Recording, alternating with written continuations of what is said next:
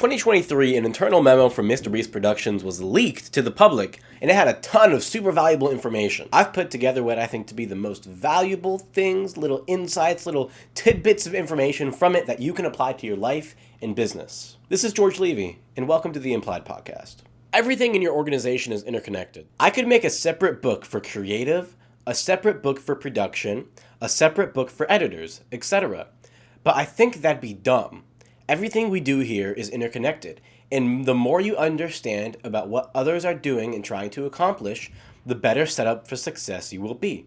This actually reminds me of something that Elon Musk, believes in, said, does for SpaceX and Tesla. People who worked with Musk said that, unlike other companies where designers threw ideas at the wall to engineers in different buildings, Musk puts engineers and designers in the same room with the goal of creating designers who thought like engineers and engineers who thought like designers. Keeping secrets from people really doesn't do you well in the long run, and it works the same way in business. Over-compartmentalization and lack of speed has really led to the death of so many companies. So I really believe from janitor to CEO, everything should be as interconnected as it possibly can be, because everything is interconnected. Have a clear and simple goal.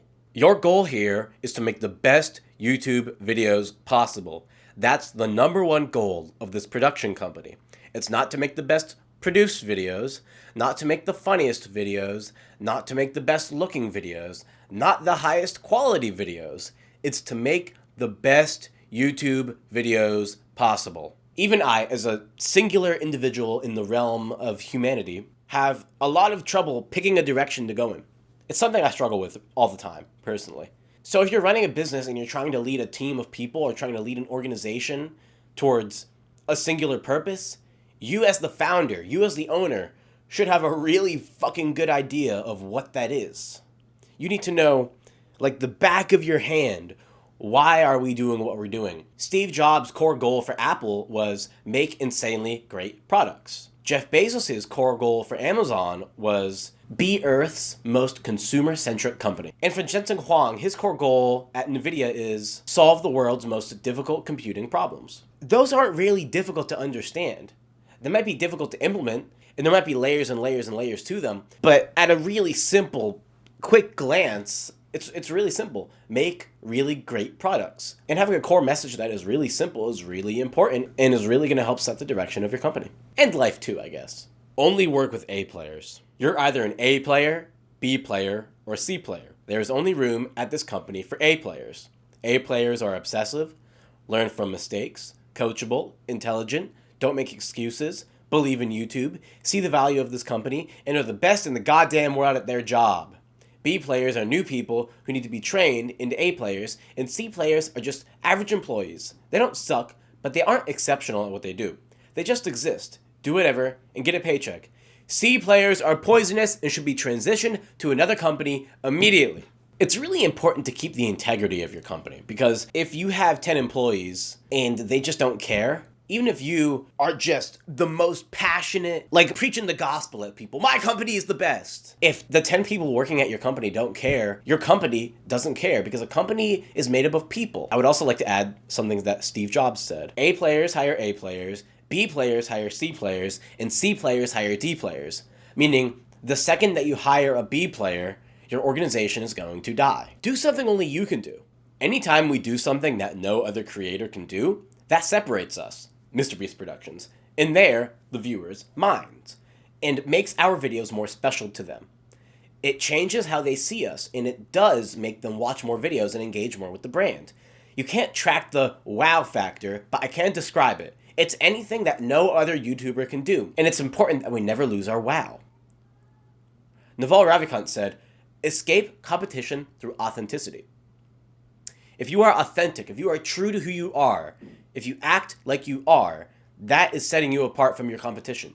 You don't need to do anything absurd or insane. You don't need to do anything crazy. You can just be who you are, and that is going to separate you from the competition. That is going to separate you from everybody else. All the other fake people, and even all the other people who are being themselves. Everybody is different. Being authentic to who you are is the easiest and best way to beat the competition, because there is no competition. Understand bottlenecks and act accordingly. I'm basically going to read this entire section to you because I think it is super, just absurdly valuable. Just not knowing and understanding something as simple as bottlenecks has fucked a ton of videos. In this context, you're talking to someone who's making your thumbnail. Do not just go to them and say, I need a creative, let me know when it's done. And I need a thumbnail, let me know when it's done. This is what so many people do, and it's one of the reasons we fail so much. I want you to look them in the eyes and tell them they are the bottleneck, and take it a step further and explain why they are the bottleneck, so you both are on the same page. Tyler, you are my bottleneck. I have 45 days to make this video happen, and I cannot begin to work on it until I know what the contents of the video are. I need you to confirm you understand this is important, and we need to set a date on when the creative will be done. Now let's say Tyler and you agree it will be done in 5 days. You don't get to set a reminder for 5 days and not talk to him for 5 days. Every single day you must check in on Tyler and make sure he is still on track to hit the target date. I want less excuses at this company. Take ownership and don't give your project a chance to fail. Dumping your bottleneck on someone and then just walking away until it's done is lazy, and it gives room for error. And I want you to have the mindset that God himself couldn't stop you from making this video happen. Check in daily, leave no room for error. What more do I even have to say? What more do I even have to say to that? Leave no room for error.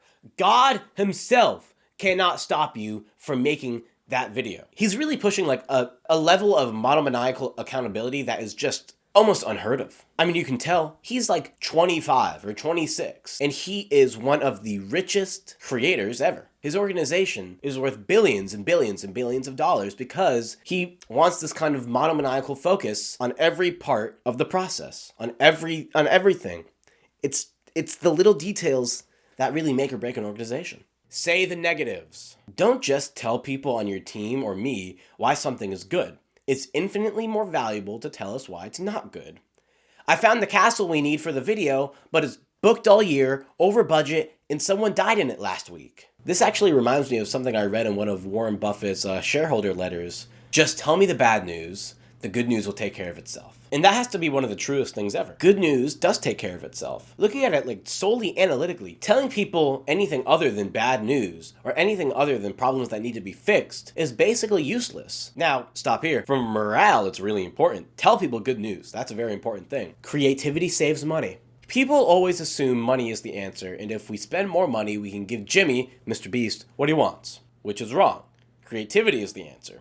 Here's an example I use all the time with our gaming team. They love to give money away every video. But which sounds cooler to you as a prize for a gaming video? $20,000 or a year's worth of Doritos? To me, Doritos is much funnier, and I think our audience would find it fucking hilarious. So let's say we define a year's supply of Doritos by 5 packs of Doritos a day for 365 days. That is 1,825 packs of Doritos, and a quick Google search shows that you can buy a pack of Doritos for less than $1, but we can round up and just say $1 per pack of Doritos. Our prize for the video just went from $20,000 down to 1,825 because we didn't just throw money at the problem, and we used creativity.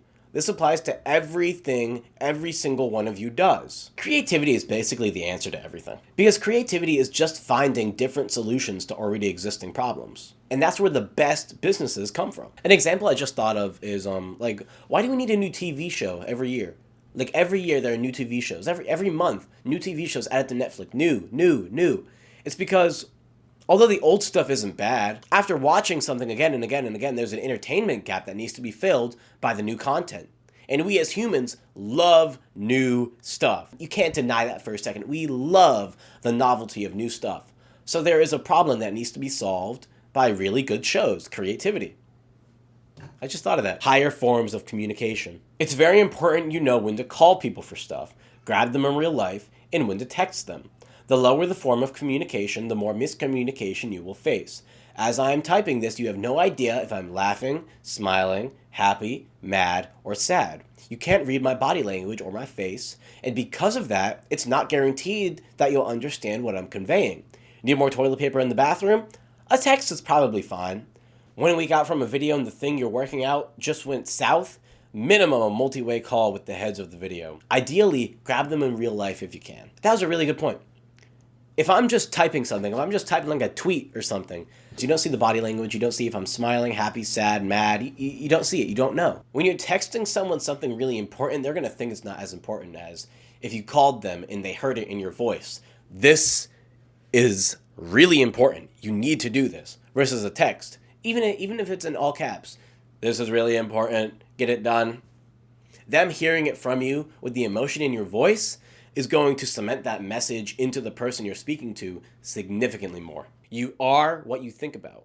You can't get inspired by things you don't know exist. So how do you learn about what's out there in the world? How do you stay up to date on the latest memes?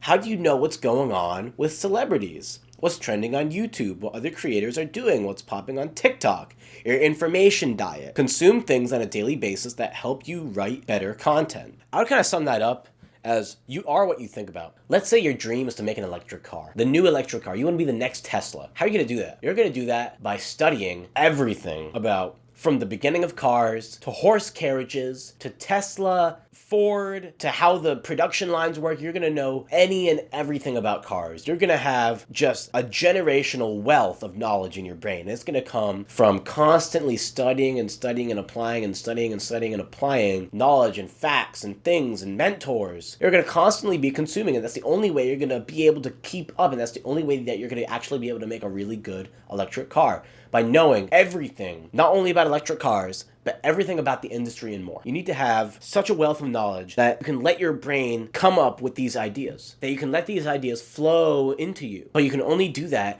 if you have enough stuff in there for your brain to work with.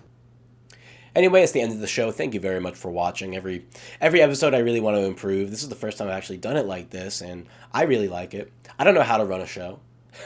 I have no idea what I'm doing, but if you made it this far, I hope you at least got something from this. And tell me what I can do to improve. Really, I really am interested.